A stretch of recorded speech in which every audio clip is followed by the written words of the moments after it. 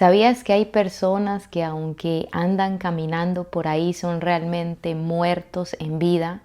Pero ¿quiénes son esas personas muertas en vida? Bueno, te doy una bienvenida a este video donde un día más vamos a estar meditando y escudriñando la palabra de Dios, que yo sé que cada video Dios lo está usando para llenarnos cada vez más de su verdad y edificar nuestra vida, para que podamos experimentar la plenitud y la libertad de lo que es vivir conociéndole a Él. Y hoy en este día quiero que leamos un pasaje que nos enseña unas características muy importantes de quién es Dios y cómo Él le da vida a aquellas personas que ya no tienen esperanza y que son realmente muertos en vida. Pero quiero empezar por el pasaje y está en Mateo 8, 1 al 3 y dice así: al bajar Jesús por la ladera del monte, grandes multitudes lo seguían. De repente un hombre con lepra se le acercó y se arrodilló delante de él. Señor, dijo el hombre, si tú quieres puedes sanarme y dejarme limpio. Jesús extendió la mano y lo tocó. Sí quiero, dijo. Queda sano. Al instante, la lepra desapareció. En la época de Jesús, la gente consideraba a la gente leprosa como muertos en vida, porque en ese tiempo la lepra era considerada una enfermedad incurable porque no habían los avances de la ciencia. Hoy en día la lepra se puede curar con antibióticos y otro tipo de medicamentos y tratamientos. En ese tiempo no había este tipo de condiciones. Entonces la lepra era incurable y por eso, como era una enfermedad progresiva, era una enfermedad altamente estigmatizante. No existía un tratamiento conocido, entonces este diagnóstico, cuando a alguien se le diagnosticaba lepra, equivalía a ser un marginado total. Lo marginaban totalmente de la sociedad y ya no valía como persona, ya no valía como ser humano. Ya las personas lo consideraban como que eran unas personas que no servían para nada, eran anulados completamente de la sociedad y la gente los consideraba muertos en vida. Hoy en este tiempo no hay personas leprosas de esa manera, pero siguen habiendo muertos en vida. Personas que no tienen una lepra física, pero tienen una gran enfermedad en su alma. Y la expresión muertos en vida es una metáfora que se describe a una persona que ha perdido la ilusión, la motivación y la conexión con el entorno. Aunque físicamente respira y realiza sus actividades, interiormente se siente ausente, vacía o atrapada en la monotonía y el dolor.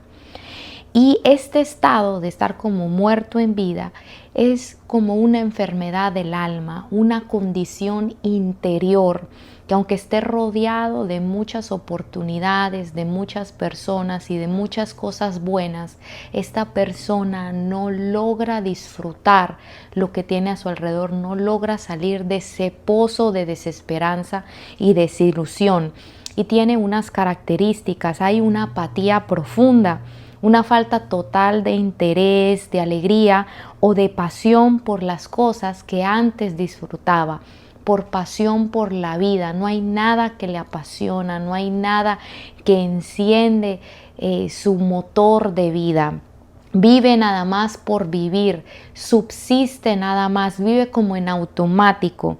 Hay una desconexión emocional, es una sensación de insensibilidad o de incapacidad para sentir o conectar con los demás. Es una persona que tiene sentimientos y pensamientos aún hasta crueles, que no puede relacionarse emocionalmente sanamente con las personas y empieza a desarrollar una amargura, una acidez en su manera de relacionarse con otros, pierde la empatía, pierde la misericordia.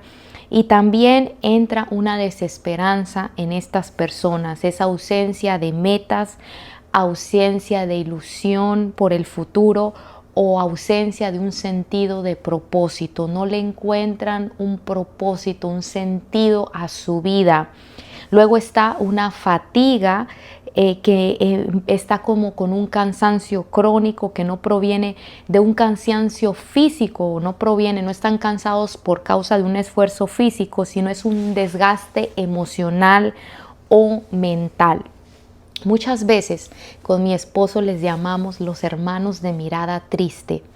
Y con mi esposo solemos hablar de este tipo de hermanos porque a veces tenemos la oportunidad de visitar otras iglesias porque nos invitan para compartir la palabra y vemos hermanos que aman a Dios pero que tienen una mirada triste, que les falta como esa vida, esa esperanza, porque han pasado situaciones de dolor en su vida, circunstancias difíciles que los han llevado a este estado de muertos en vida.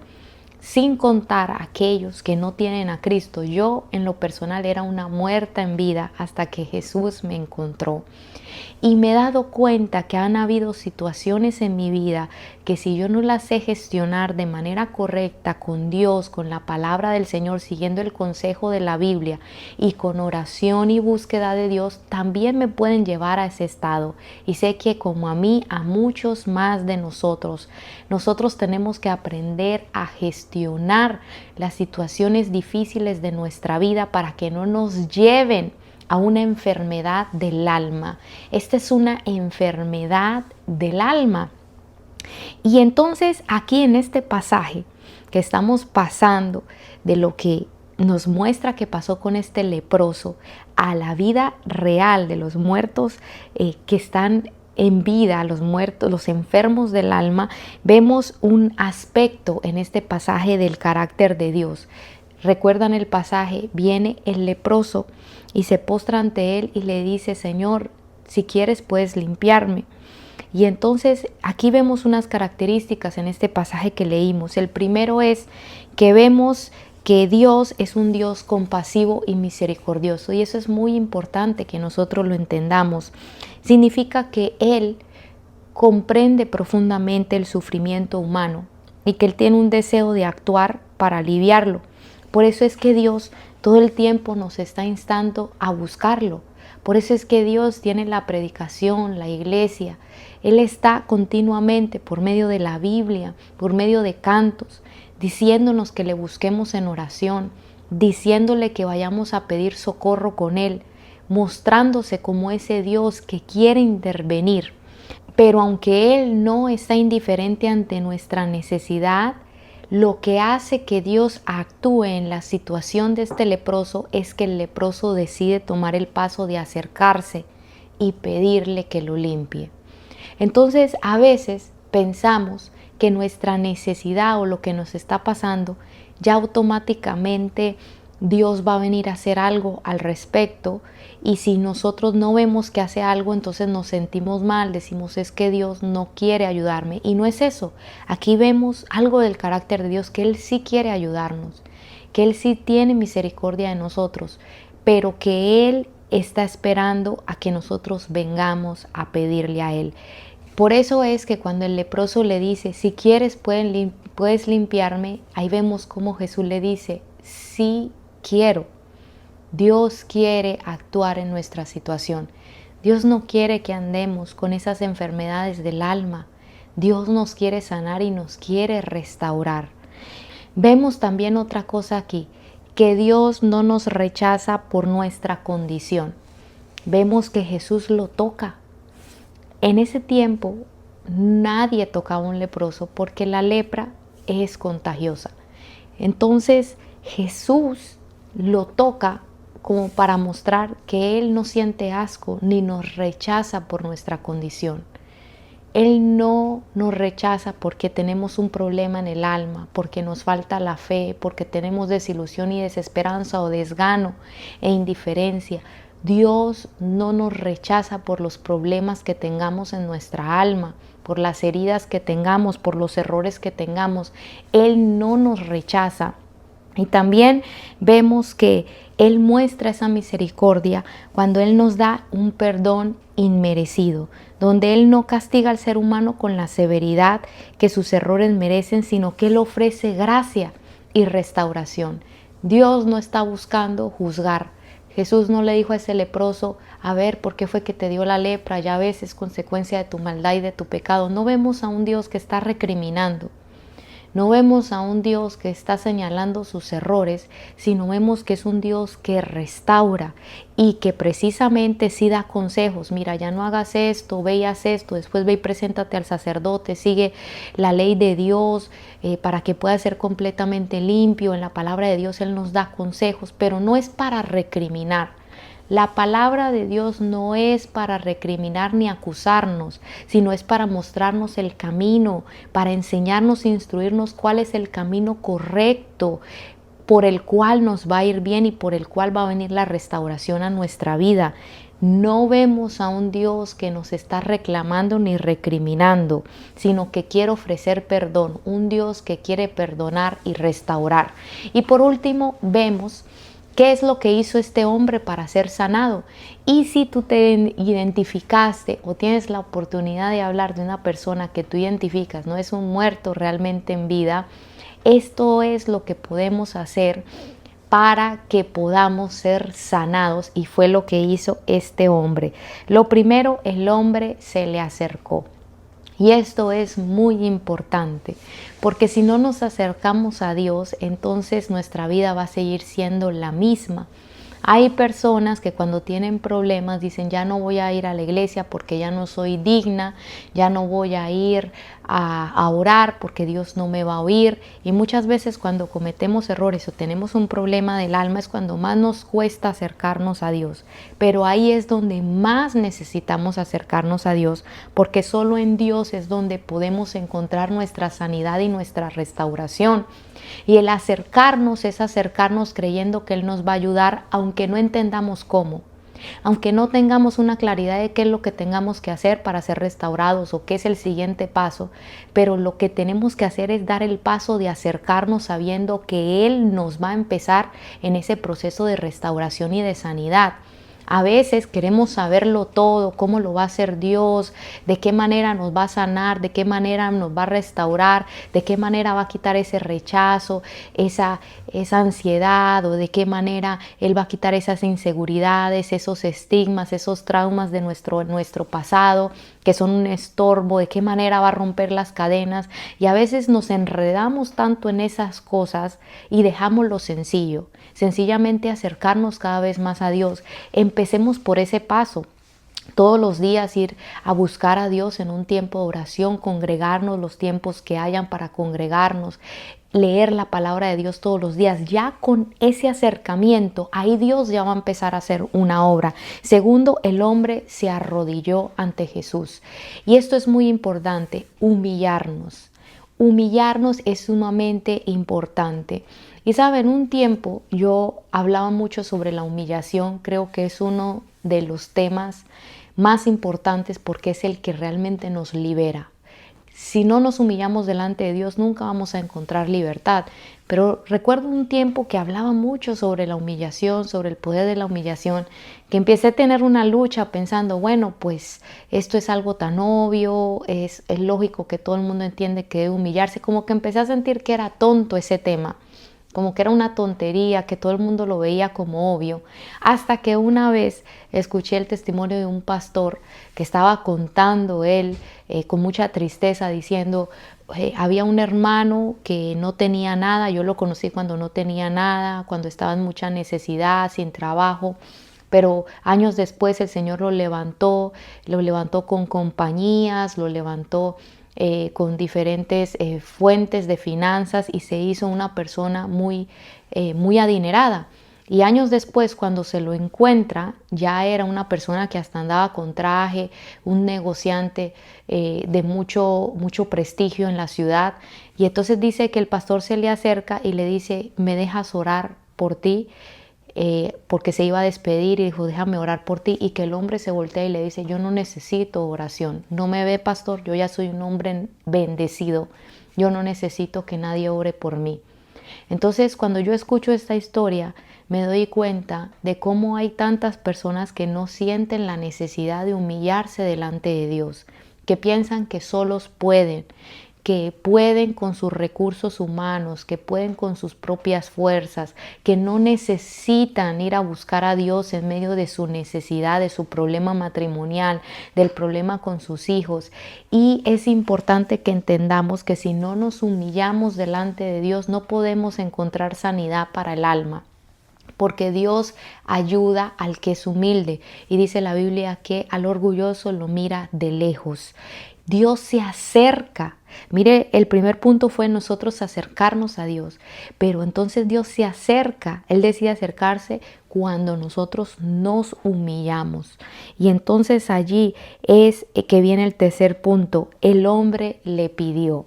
Y este es un punto que parece un poco lógico, pero dice Santiago, ustedes no tienen porque no piden.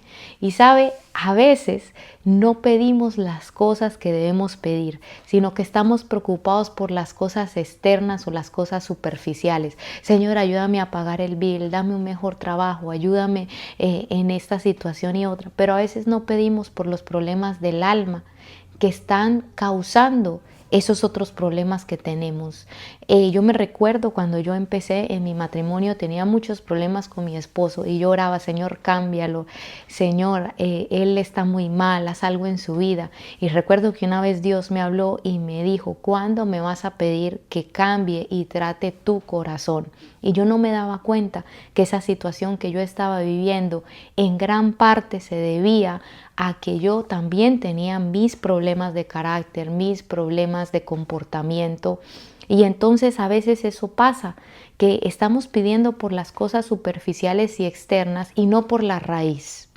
Si nosotros le empezamos a pedir al Señor por la raíz, Señor, sana mi corazón, ayúdame a amar tu palabra, ayúdame a ser una persona pura de corazón, quita la maldad de mi corazón, quita la maldad que me impide vivir una vida que a ti te agrade. Señor, limpia el pecado que hay en mí, ayúdame a aborrecer el pecado, perdona, Señor, la maldad, el pecado y todas estas cosas. Cuando empezamos a pedirle a Dios que empiece a sanar esas enfermedades del alma, a preguntarle, Señor, ¿por qué es que me siento muerta en vida? ¿Por qué no siento que tengo un propósito? ¿Por qué es que esta situación me derribó de tal manera que ya mi fe no es la misma, que ya mi ánimo, mi empuje por tu reino, por las cosas espirituales no es el mismo? ¿Por qué ya no siento esa misma vida que antes? Muchas veces hemos guardado ofensa en el corazón. Muchas veces hemos dejado que nuestro corazón se dañe en medio del caminar, de las situaciones que pasan. Y es ahí donde nosotros tenemos que pedirle al Señor. Señor, saca esa amargura. Señor, yo decido perdonar, dejar ir esta ofensa.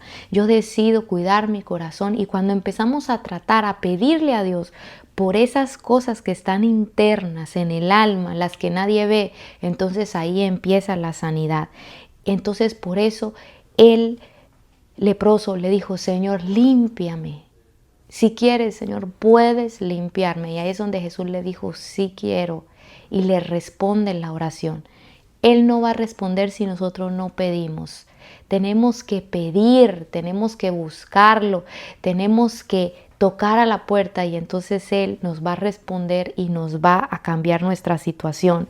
Y cuarto y último, vemos en este pasaje que Dios es todopoderoso, que no hay nada que Él no pueda restaurar. En el tiempo de Jesús la lepra era incurable, no había medicina en ese tiempo, no había tratamiento, no había poder humano que pudiera remover esa enfermedad y así mismo pasa con las enfermedades del alma. No hay psicólogo, no hay tratamiento, no hay terapia, no hay medicina que pueda resolver esas cosas internas que están quebradas en nuestro corazón y en nuestra alma, pero para Dios no hay nada imposible. Él sigue restaurando vidas, Él sigue restaurando corazones, Él sigue sanando heridas del corazón, del alma. Él sigue haciendo las cosas que para nosotros son imposibles e impensables. Entonces, ¿qué tenemos que hacer? Creerle a Él, irlo a buscar a Él sabiendo que Él nos va a ayudar. ¿Por qué? Vamos otra vez al principio. porque Él es misericordioso y porque a Él le importa y porque Él quiere sanarnos. Bueno, que Dios los bendiga y nos vemos en un próximo video. Bendiciones.